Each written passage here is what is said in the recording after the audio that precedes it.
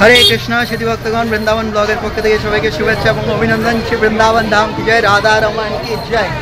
তো এখন আমি আছি রাধারমন মন্দিরে। রাধারমনের আজকে আবির্ভাব তিথি, কিছুক্ষণ পরে অভিষেক হবে। এটি হচ্ছে কিছু নিধিবন। তো দেখছেন প্রচুর পরিমাণে এখানে ভিড়, প্রচুর পরিমাণে ভিড়। তবে ফোনটা খুব সাবধানে রাখবেন, কেননা এখানে বাঁদরেরও খুব উৎপাদ আছে। এই হচ্ছে মন্দির, এখন প্রবেশ করবে। এখানে প্রচুর পরিমাণে ভিড় দেখা যাচ্ছে, খুব ভিড় চলছে। তো অবশ্যই আপনারা চ্যানেলটি সাবস্ক্রাইব করবেন, ফেসবুক পেজ থেকে দেখলে অবশ্যই ফলো করবেন, কমেন্ট বক্সে নিজেদের মতামত অবশ্যই জানাবেন। হরে কৃষ্ণ শ্রী ভক্তগণ, প্রণাম সবাইকে। তো আজকে হচ্ছে রাধারমণের আবির্ভাব তিথি 2024। তো এখন আমি আছি রাধারমণ মন্দিরে। দেখছেন এখানে খুব সুন্দর প্রসাদের ব্যবস্থা করা হয়েছে ভক্তদের জন্য। এখন যেহেতু প্রচুর পরিমাণে গরম, তাই নর্মাল খাবার দেওয়া হচ্ছে, অতিরিক্ত ভারী কোনো কিছু দিচ্ছে না। তো দেখছেন প্রচুর পরিমাণে ভিড় এখানে। এই যে দেখছেন কত পরিমাণে ভিড়। এটা গেটের বাইরে এখনও আমরা এখন গেটের ভিতরে প্রবেশ করব ধীরে ধীরে। তো আপনার দর্শন করতে থাকুন। তো আসুন আমরা একটা কাজ করি, দর্শনের সাথে সাথে রাধারমণের লীলাটাও শুনে নিই, যে কীভাবে রাধারমণ আবির্ভূত হয়েছিলেন। স্বরগোস্বামীদের অন্যতম একজন গোস্বামী, যার নাম হচ্ছে গোপাল ভট্ট গোস্বামী। তো দেখছেন প্রচুর পরিমাণে ভিড় এখানে। আরও আগে যেতে থাকবো, আপনি দেখবেন ভিড়টা প্রচুর পরিমাণে আছে এখানে। খুব কষ্ট হয়েছে ওখানে ভিডিও বানাতে এবং প্রবেশ। হরি বল ভগবান। তো দেখছেন এখানে প্রচুর পরিমাণে ভিড় দেখা যাচ্ছে, প্রচুর পরিমাণে ভিড়। এই যে দেখছেন, দেখুন প্রচুর পরিমাণে ভিড়, খুব ভিড় করছে এখানে।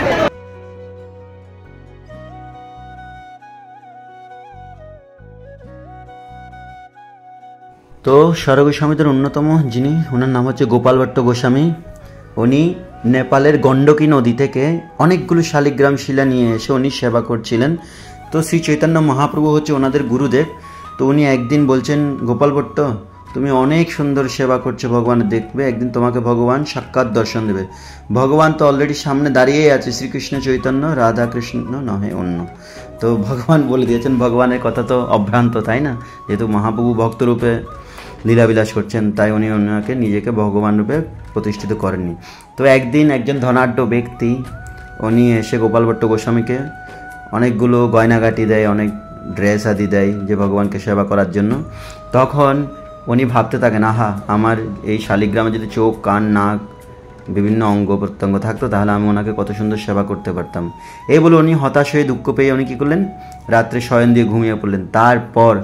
পরের দিন যখন জাগাতে যায়, তখন দেখছেন সেই শালিগ্রাম আর শালিগ্রাম নেই, ওটা রাধা রমন, মানে ওটা ওই এখন বর্তমানে আপনারা যেটা দর্শন করছেন, সেই বিগ্রহটি রাধা রমন ত্রিভঙ্গ মুরলী রূপে কী হয়েছেন, ওখানে প্রকট হয়ে গেছেন। ওই স্থানটি কিন্তু তার পাশে গোপাল ভট্ট গোস্বামীর সমাধির পাশেই আছে। তো আপনারা যখন মন্দিরে যাবেন, তখন আপনারা এটা দর্শন করতে পারবেন। তো যাই হোক, আজকে হচ্ছে রাধারমণের আবির্ভাব তিথি। আপনারা দর্শন করতে থাকুন, কৃপা লাভ করুন। প্রচুর পরিমাণে ভক্তের ভিড় দেখছেন এখানে এত গরমের মধ্যেও। রাধারমণ ভাই বলো, বলো রাধে রাধে হরি বল।